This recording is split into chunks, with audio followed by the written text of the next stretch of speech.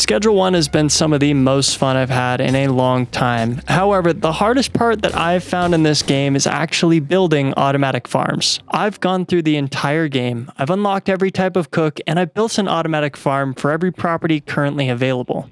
In this video, I'll show you how I built my bungalow setup from scratch and how to use employees to make it fully automatic. Before you can even get to employees, you'll need to hit Hoodlum 5. Before that, you can't access the warehouse or unlock the better stations. To get to Hoodlum 5, you'll need to sell, either yourself or through dealers. Street sales do count and rack up some decent XP, just make sure to sleep as soon as possible to rack up a lot of XP in a small amount of time. To fully automate the bungalow, you'll need around 50,000 total. That covers employees, gear, and the supplies. Oh, and don't forget that the bungalow itself costs about 6K. Now, if you're short on cash, you've got two options: sell product or gamble. If you chose the fun option, bring at least $500, save your game, then head to the casino. Go to the back and play Ride the Bus. Guess right all the way through and you can walk away with 10K. Guess wrong, just reload the game and try again. You can repeat this as much as you want. Slots also pay out 10K if you bet the max $100. Like and subscribe, you'll be broke for the rest of the game. To hire employees, go to the warehouse at night and talk to Manny upstairs. There are 4 different types of employees: handlers, chemists, botanists, and cleaners. But ignore that last one. Cleaners are slow, they take up space, and they don't boost productivity, so I just leave them out of my builds entirely.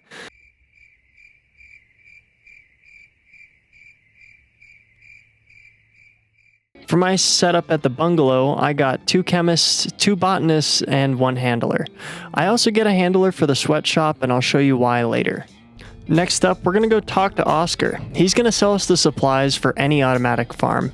Feel free to pause to get the right amount of equipment. If you don't have the good stuff unlocked yet, just get what is available.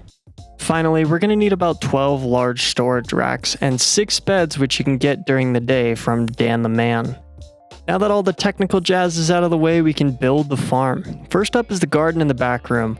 Place 2 racks against the wall near the door with pots, lights, and suspension racks behind the drying racks. Storage racks go in the far back for your botanist, soil, and seeds. Now that I've said rack enough times, you're going to go to the kitchen and place 4 mixers near the doorways, with 2 shelves between them. Add a shelf to the back for dried product and place the remaining 3 mixers near it, 1 in front, 1 to the right of it, and 1 by the sink. Go ahead and head to the front room and put a packing station near the front door with the shelf behind it. Place the remaining 6 shelves next to it and line the beds around the edges. If you've got a brick press, this is the place. I highly suggest using signs which you can buy from the antique shop to label the ingredients the shelves will have. Every worker is going to need a bed. Use your clipboard and assign each one to a bed, then drop their pay into the suitcase at the end of it. Now we're going to need to assign them to their stations. Feel free to pause freely because I'm going to throw a lot at you in a very small amount of time. To start, we're going to choose the botanists.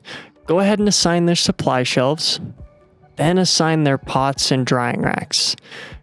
There should be 4 pots and 4 drying racks. Set the racks to golden quality and send the product to the dried product shelf in the kitchen behind the mixer. Set each pot to its correct seed and assign 1 pot to its own drying rack for its destination. Chemists are easy. Just assign them 4 or 3 stations. We're going to treat the mixers like a step-by-step recipe. Mixer 1 gets the first ingredient, mixer 2 gets the second, and so on. Set each mixer's threshold to 10 and their destination to the next mixer.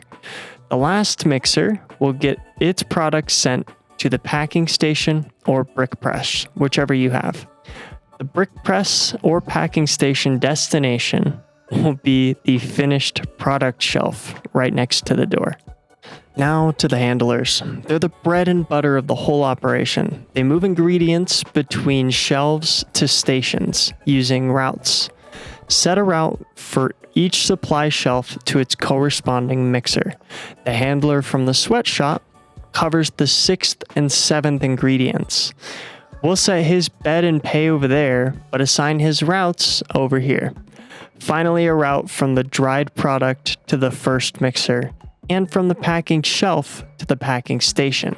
Now, after all of that, your automatic farm is finally set up. The last thing we need to do is put supplies on your shelves. Some quick tips for supplies. As soon as you can buy a Veeper, I highly suggest it. This van has 16 slots of storage, and if you count your inventory, you can get all of the supplies you need in 3 trips or under 6 minutes. However, you'll probably need to start with deliveries, which you can actually assign both gas stations to deliver to the same exact loading zone.